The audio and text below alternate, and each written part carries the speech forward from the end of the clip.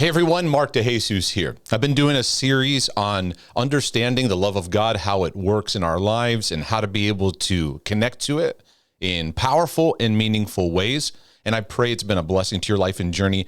I thought it would be very important to talk about, as you navigate the subject of love, to also talk about what love is not.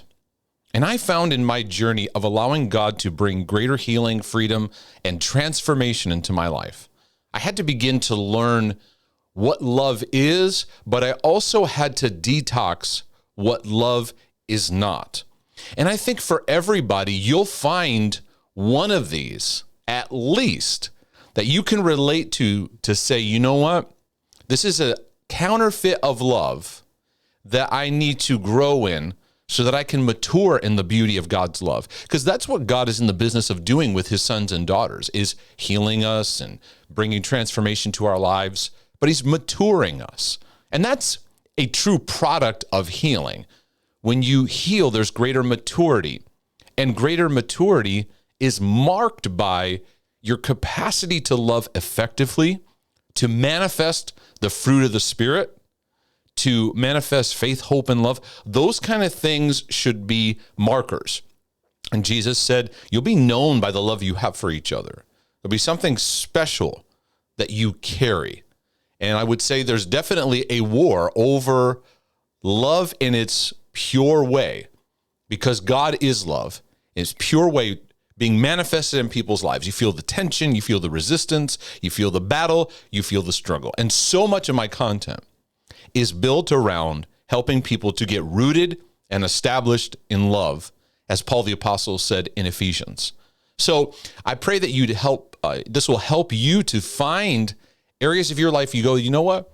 I need renewal in that area. And it can be a way to kind of put it up on the tapestry of your life and allow God to do some deeper work. So today, going to get into what love is not.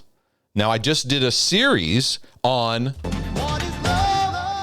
what is love, and I will also be doing some further work on looking at how do we experience love, what does it look like, and those kind of areas. And I'm going to continue this, but today I want to get into what love is not specifically. And I pray that you'll find within this some empowerment to go, hey, it's not in condemnation, it's not beating yourself up, it's recognition, so that you can be empowered to take steps forward in greater healing and freedom. I will establish this up front. Number one is that love is not changing truth. There is a pattern in the world today in what is right and what is wrong, what God sets as parameters of value systems, that in the pursuit, in the name of love, that there becomes a changing of right and wrong. Love does not rewrite right and wrong. It doesn't change the standard of the foundational things of values that God has placed. But what love does is it puts people's battles into perspective. The truth of God that sets people free. And I talked about this in the What is Love series. I love pushing that button. Is the truth needs love for it to have its proper effect, because truth is then exchanged through relationship. And for quite some time, there are many in Christianity that sought the truth but didn't know how to let love ground them. Truth needs love to accomplish its mission. It needs that conduit of love, and love points to relationship, because that's where truth has its greatest power. Now, many times what happens is when we look at subjects like this, we go very black and white. We go from one ditch to another ditch, right? So this is what I mean by that. Many, and I found this even in my teaching, where I'd be in a church and I'd be talking about the need to move deeper into love. And there were many people, you could just kind of see that religious legalism on them, you know? And they'd talk to me after the service. And they'd go, you know, this isn't about like a patty cake kind of world. You see, their perception of learning to grow in love meant going to another extreme.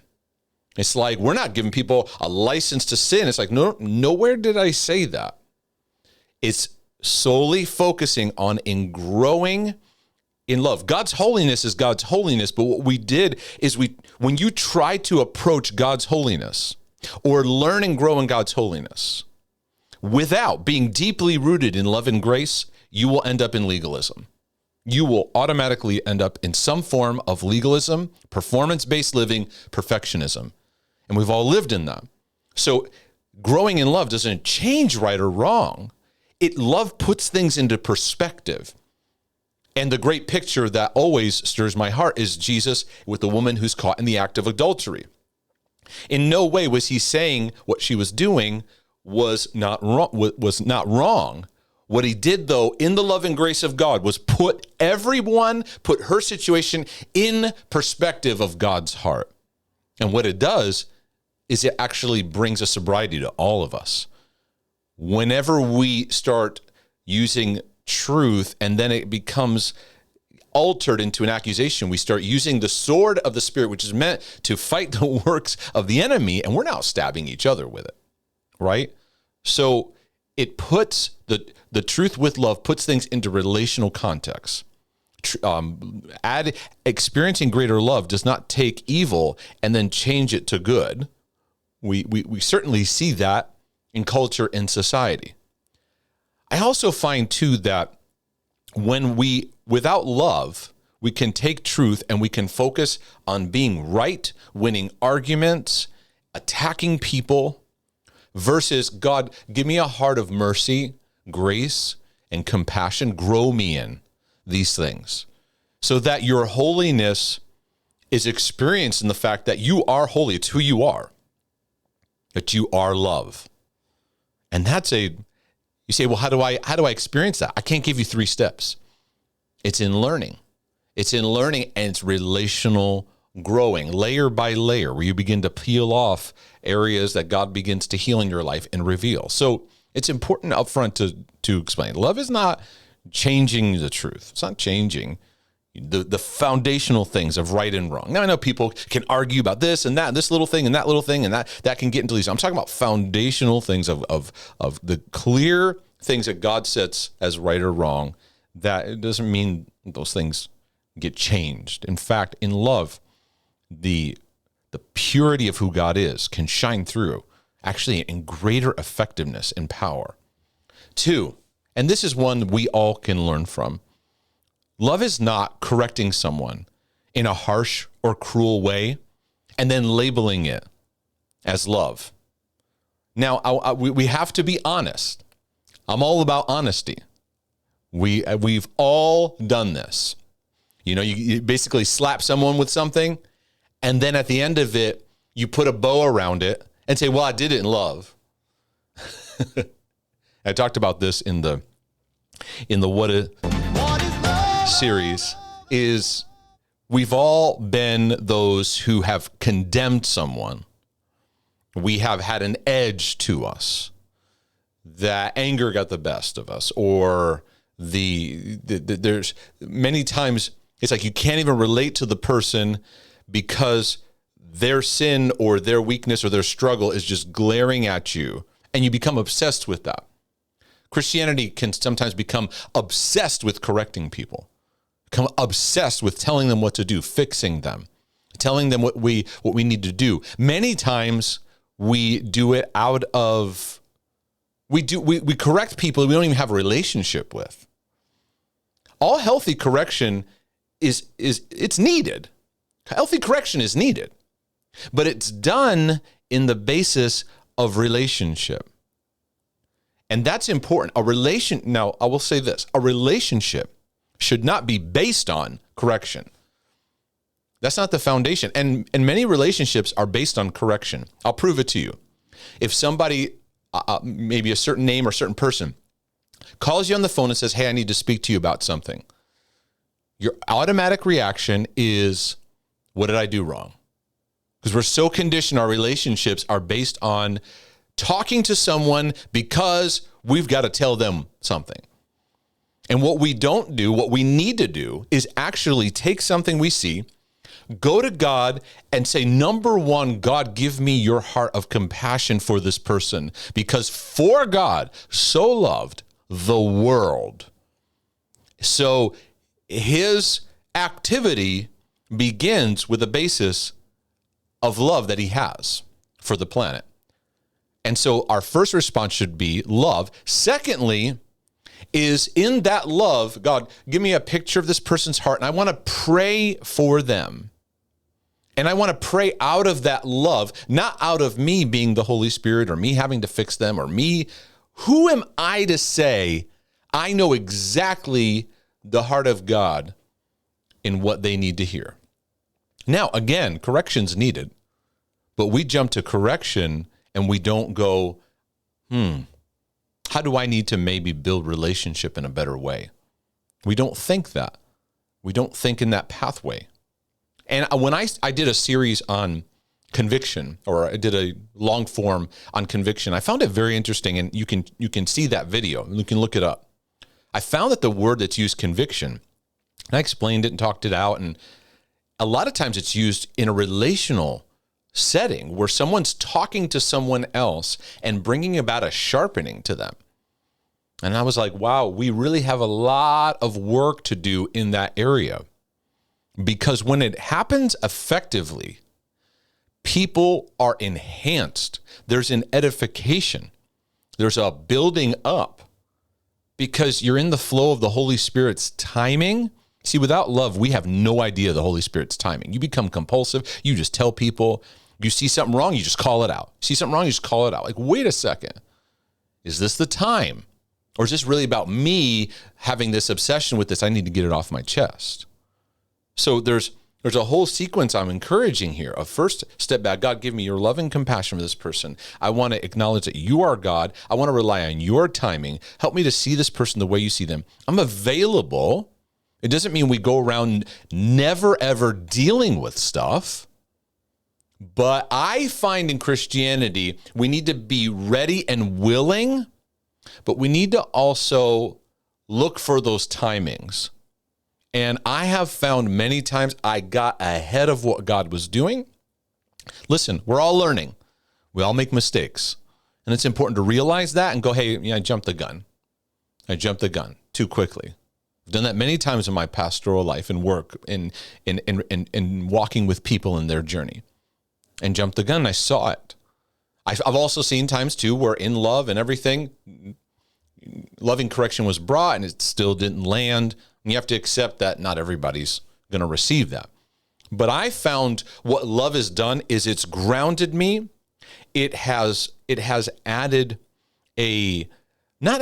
softening is not the word, but a graciousness to my passion for right and wrong. Because I'm passionate about people living healthy in relationships and learning to forgive and walk in the fruit of the Spirit and deal with our issues and deal with our brokenness. And I'm passionate about being set free from sin. But the work of God's love has helped me to see myself differently.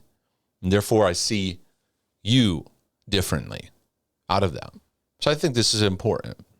I think that it's important to know, number 3, that love is not self-centered. And I think in Christianity, there's a concern when you talk about loving people more, or even the subject of loving yourself. Many Christians can kind of go, I don't know how I feel about that, because they equate that with selfishness. Okay? So we have this really, really problematic deficit. This is the ditch syndrome that leads us into black and white. We have this ditch we're in where we actually cannot stand ourselves. We say things like, he must increase, I must decrease. And really, it's taking scripture to mask over our self-hatred, mask over self-rejection, mask over the chronic unworthiness where we just don't connect to the grace and love of God. And we stay in this self-beating lifestyle, and then we attribute that to godliness. That's not godliness at all.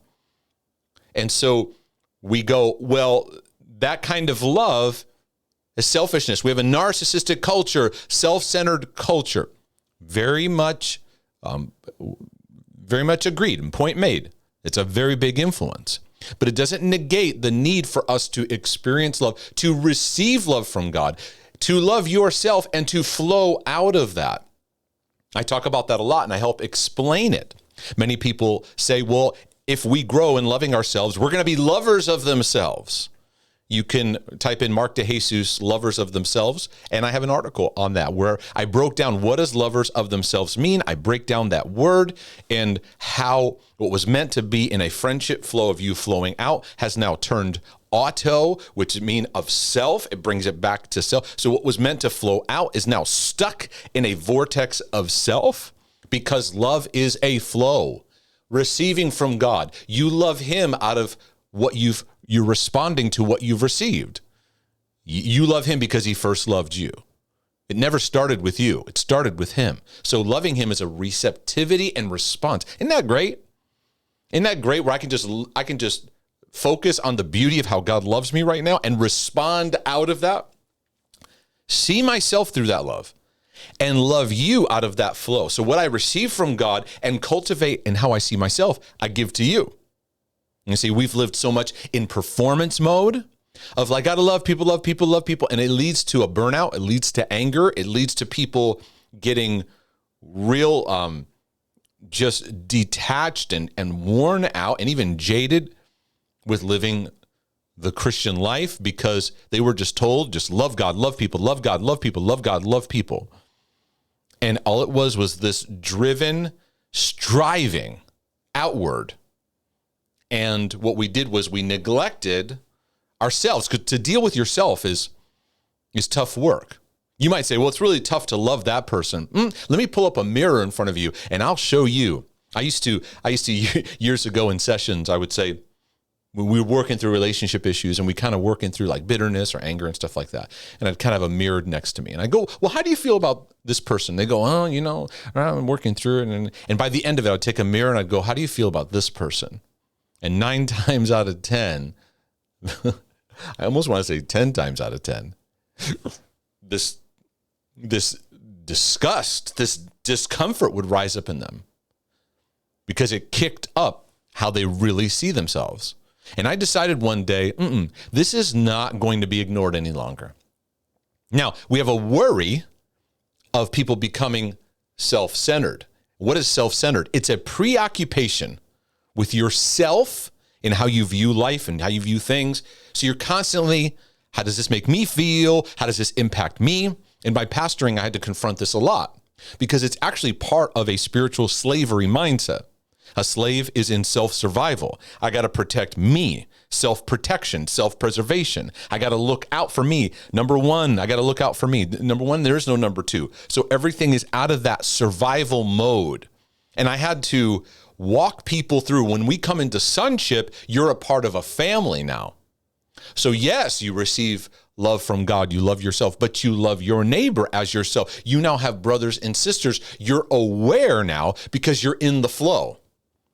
And that's the flow of love from God to you out to others. So you give simply out of what you've received. That's all. And when you struggle in flowing out in love, it's just an indication that just getting in the flow, the river gets blocked up. When the river gets blocked up, it gets stagnant and toxicity begins to happen in these still waters that need the nourishment of the flow.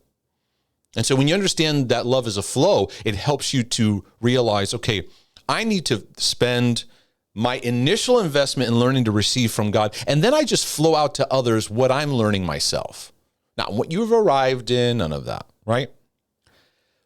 We often think self-centered people love themselves. Oh, that person really loves themselves. I want to bring correction to that. Self-centered people are actually very empty and void of seeing themselves through love. There's actually deep areas of neglect, pain. We live in generations where there's such an emptiness of love. The more self-centered people are, the more disconnected from love they are. Because yes, in the last days, people will be lovers of themselves. Where that love was meant to flow out, it gets stuck in a feedback loop with themselves. And Jesus also said, speaking of the last days, the love of many will grow cold. And so yes, you will see a counterfeit form of love, but it's not truly loving themselves. You could even push it further and go to a narcissist level. And some will think, well, narcissists love themselves. Narcissists have some of the deepest voids and emptiness of love on the planet. So much so that they're so disconnected and so unaware of how much that actually infects their life and damages other people. Because not only are they absent of love in their life and coming from the neglect of childhood and upbringing severely, they're disconnected to their emotional empathy to realize how they affect other people.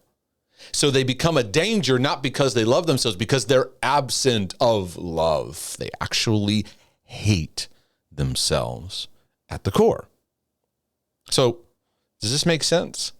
But we do have a pattern. So when you see generations rising up that are manifesting self-centeredness, it is the absence of true loving, fathering, and mentoring.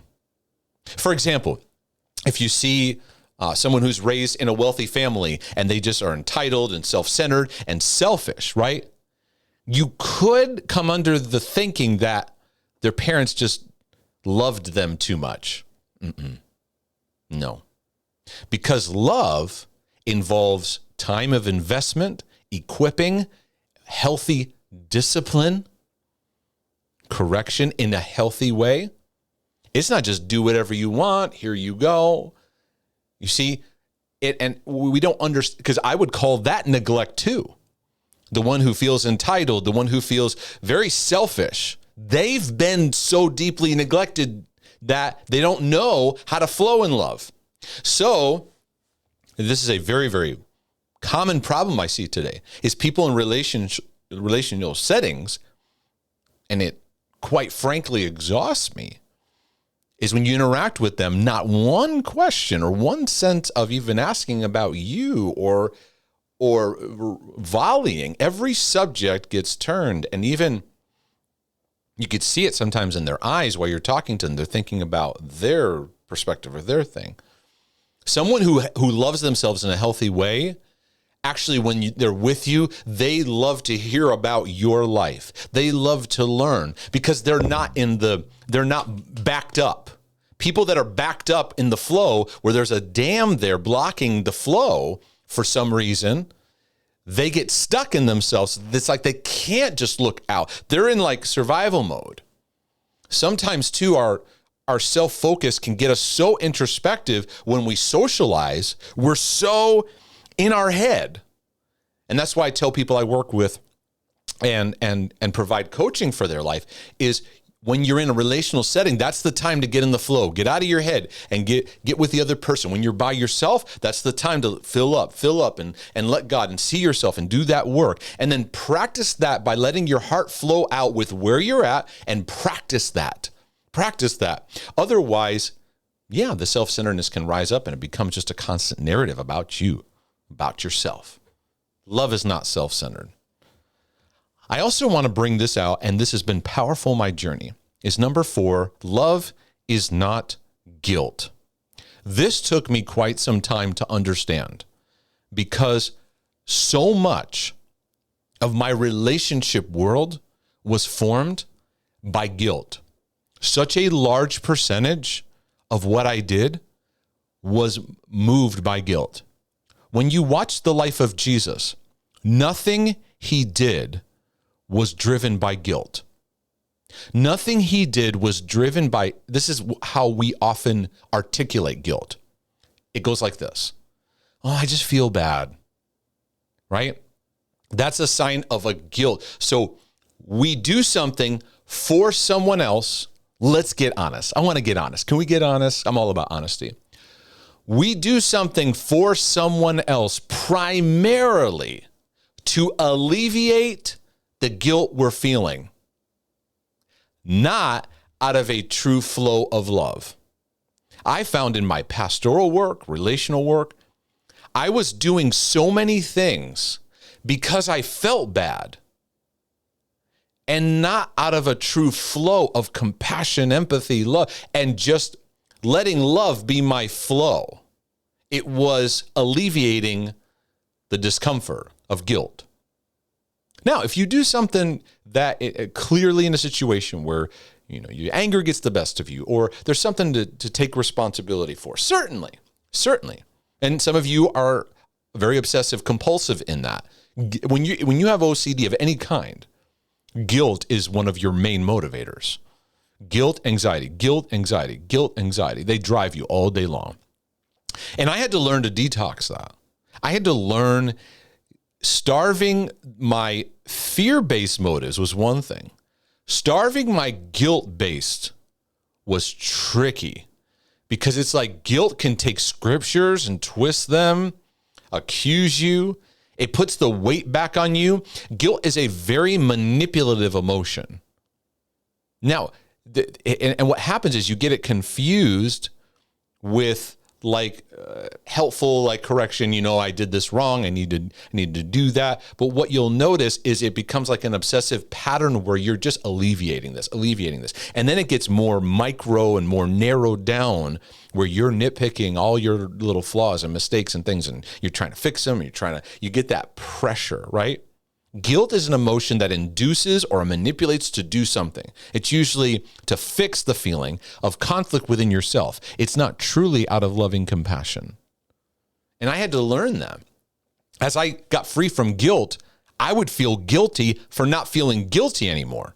But then it allowed me to clear up to truly love people. It's amazing how much Jesus didn't live by guilt, almost I'm not going to say almost, to the point that it disturbed people around him constantly. They were constantly offended by his approaches, whether it was showing up late to something or they asked him to do something and he wouldn't do what they were asking, or there's even a situation where they brought his mother to him. It's like, oh, right? And he's like, that's not my mother. This is my mother, father, brothers, sisters. They're like, what? You just dissed your mom. No, it's not about that. He's like basically showing us that situation was taking him out of what the father was saying and doing in that moment. You see, when you learn to detox guilt, the need to please everyone and have to do everything right so perfectly begins to break off of you, so you can learn to live and move and have your being and learn to grow in relationship and become empowered. And yes, you learn along the way. Hey, I could have approached that differently. And that's a sobriety, not a pressured fix. So guilt is often mistaken for love. Now, another big one that gets confused for love a lot, and this is honesty land, is lust. Number 5, I'm going to say lust is not love. Love is not lust. In fact, a lot of times what's at war within us is the war of love and fear. Love will actually cast out fear, but there's this war of love versus lust.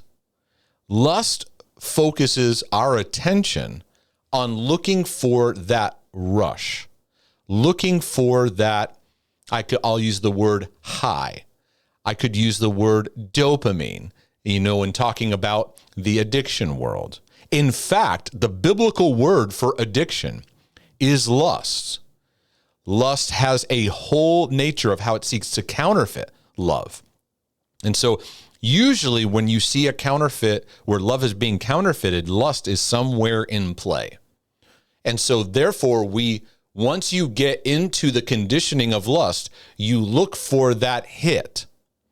And so that same hit can be a drug, it can be pornography, it can be food, it can be workaholism, it could be constant ministry work, it can be a whole bunch of things that we go to find pleasure, to try to remedy our emptiness and pain. It can be as we scroll through social media. It could be how you interact on social media and how you post something and you hope you get some likes and it hits that dopamine. You go back to it. And that's why you can't stop scrolling, because it's meant to feed that place in your life. And our interactions in the world come out of that lust. James said it very strongly. He said in his writings, you lust and you don't have. You ask not, you have not because you ask not. And when you ask amiss because you just want to spend it on your pleasures. That's very insightful to how addictions work. You have not because you ask not. So number one, instead of going to God and letting him fill you with the love that you need, you go to this thing, this activity, this habit, whatever it is, to find fulfillment. I think I got storm clouds coming through. I think there's a storm coming through. You hear that? I don't know if that's coming through the microphone. Okay. It was just something passing through. All right. So let's you know what? Let me just pull this up real quick here.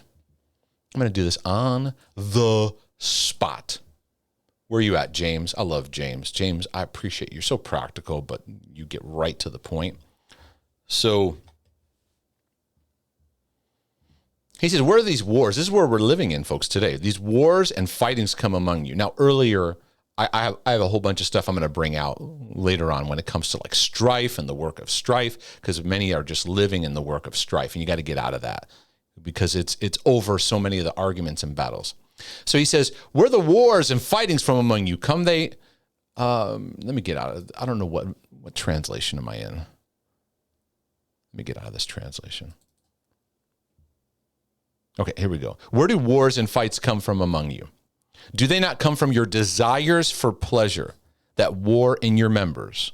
Okay, and that desires for pleasure, that's the lust. King James translates it as lust. That war in your members. You lust and you do not have. So what happens is when you follow lust, you're always left empty. You're always left empty.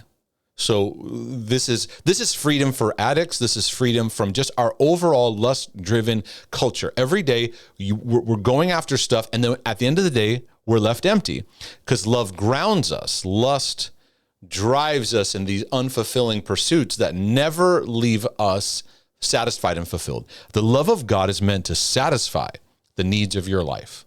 So he says, you lust and you don't not have. You murder and covet and cannot obtain. Like, whoa, that's a whole subject in itself. You fight and you war. Yet you do not have because you do not ask. When I follow lust, do you notice? Rarely do you ever, if you're looking at pornography or if you're overeating or if you're a workaholic or you're sugar addicted and eating a bunch of sugar or just stuffing carbs into your mouth to try to feel better, or you are using a drug or you are overindulging alcohol, whatever it is, do you notice in those moments we don't go, God, I just thank you for this moment and I just invite you into this place, right? What do you typically do? You push God, you push your awareness of God out, and you push away even people. So you don't call somebody, you don't talk to them. It's often done in isolation. You relationally isolate, right? So it keeps us from the beauty of what love has to offer. So he says you don't bother in the lust. You don't bother talking to God about it. But when you do talk to him, what do? It's all about pleasure. So it throws off your prayers. How many of us do this? Listen to me. How many of us do this? God, just take this away. What are we praying? We're praying for God to alleviate discomfort. Instead of praying the love prayer, which goes, God, you're with me, even though I'm struggling to connect to it, walk with me through this because I want to learn how to connect to what I need to overcome. This is addiction right here in James 4. This is addiction recovery 101 right here in the Bible. See, this is why I say, like when people talk about is mental health in the Bible, yes, you got to see it though, right? So anyway, so going back to love is not lust. And it programs us to just the pattern of addiction. And even in Christianity, we can approach God from an addiction mentality. We need that rush. We need that feeling. We need that thing to then make us feel like, oh, I've got a good relationship with God. And sometimes in our worship services, activities, we can validate that pattern.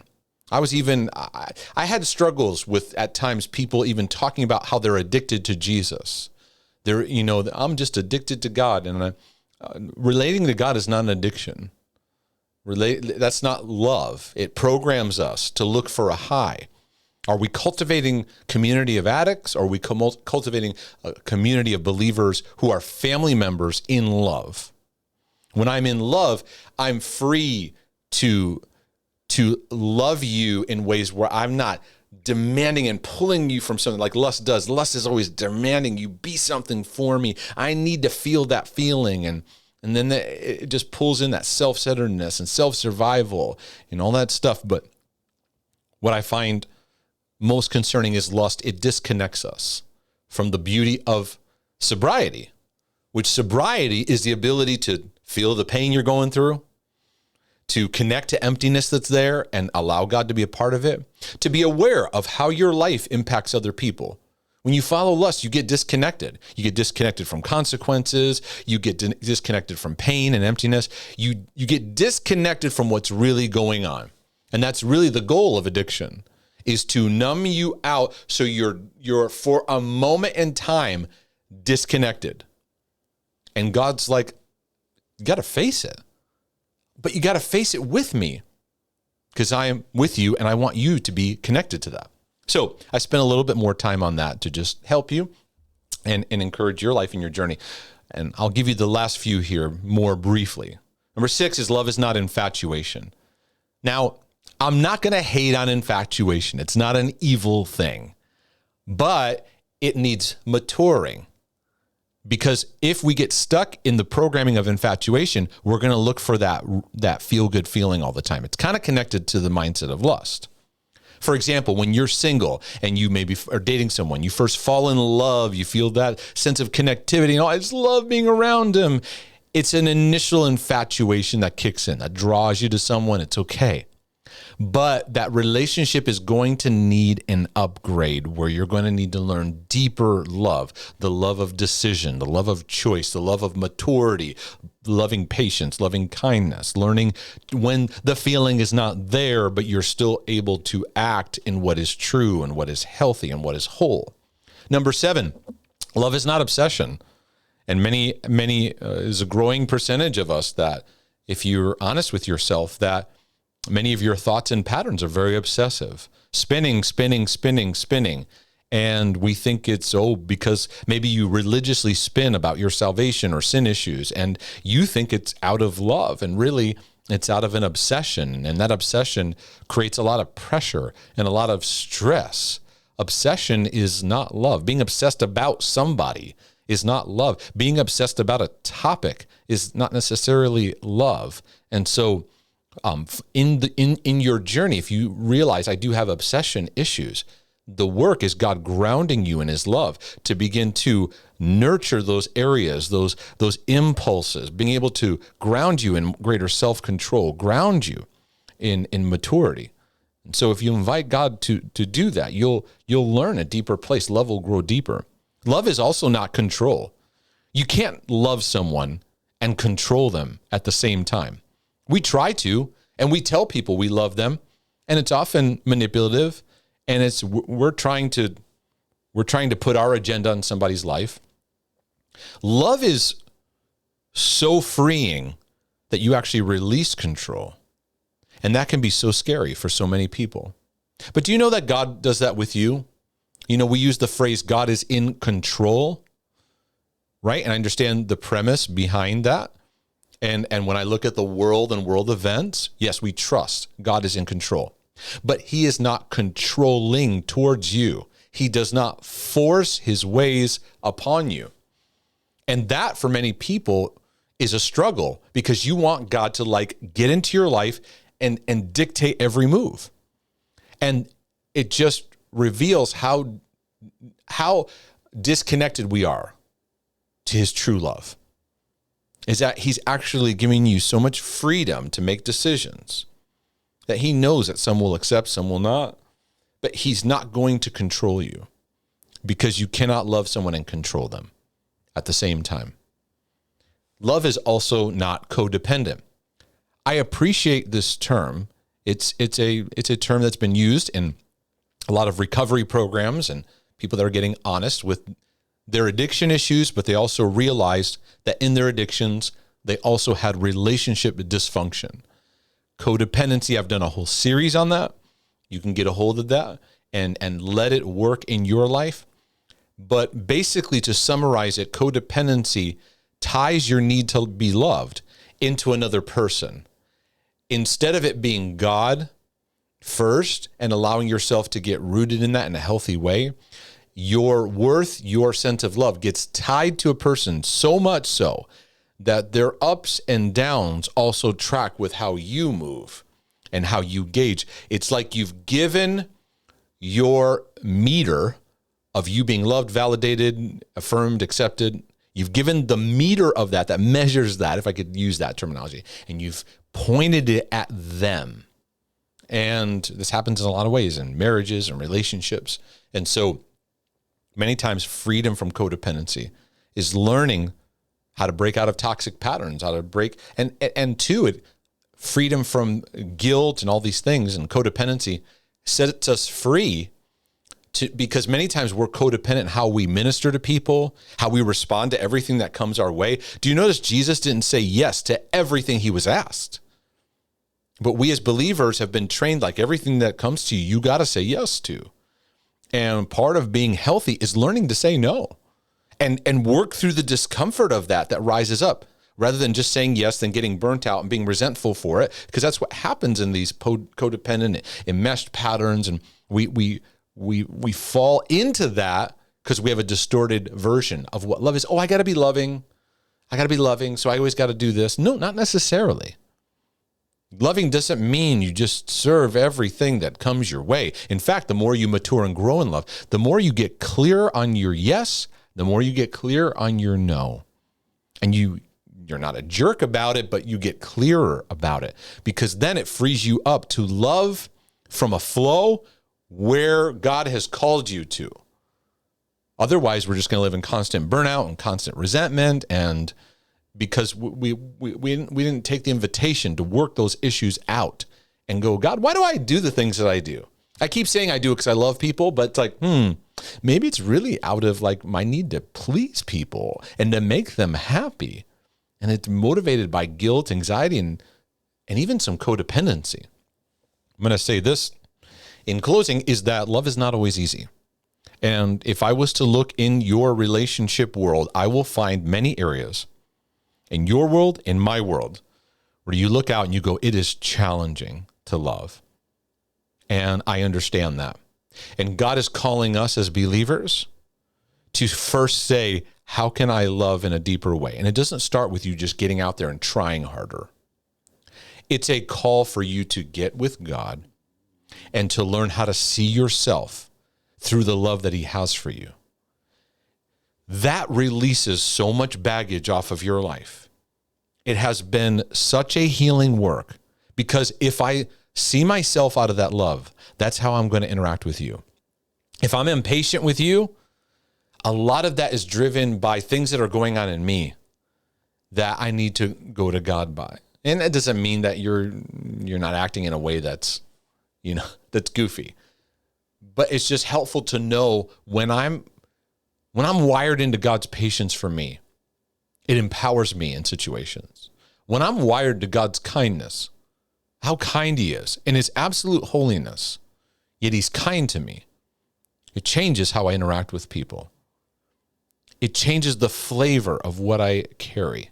I can still carry the deep conviction of his holiness, but yet move more towards what Jesus manifested, because he never changed the holiness that he carried. But love put him in settings where he was able to be moved by compassion. That's the flow of love. And that's what I want. In the last days, people will betray each other, hate one another, and the love of many will grow cold. So if you find it difficult to love people, all you're feeling is what Jesus called out, increasing. And so let your prayer be, God, help me to receive the love you have for me, that I can manifest it at a more effective level. And it may cause me to make some relationship decisions. It may cause me to make some new steps. But I want love to be that journey of really tuning into what it is while detoxing what it's not. And I pray that this is a blessing to your life and to your journey. If it is, would you consider a one-time donation? You can do a one-time donation or a regular ongoing partnership with us. It's greatly, greatly appreciated. If you need to learn how to receive God's love in a deeper way, I want to recommend to you a resource, God Loves Me and I Love Myself. My desire in this writing material is to help you overcome that resistance, also to see yourself through the lens of how God sees you in his love. If you want to learn how to experience God's love as your Father, this book is a near and dear subject to my heart because I'm passionate about helping people connect to the love of the Father. This is a great step for you to begin to move forward. I also want to recommend that you check out the series on what is love and the other materials I have on this. You can go further, and some of them have even some scriptural things that you can look into and allow your journey to get enhanced. But I pray above all that you'll just feel encouraged and blessed, that there'll be added love and grace to your life and to your journey in all things. So be empowered. I pray your relationship with God, yourself, and others is empowered greatly. Thank you. See you next time.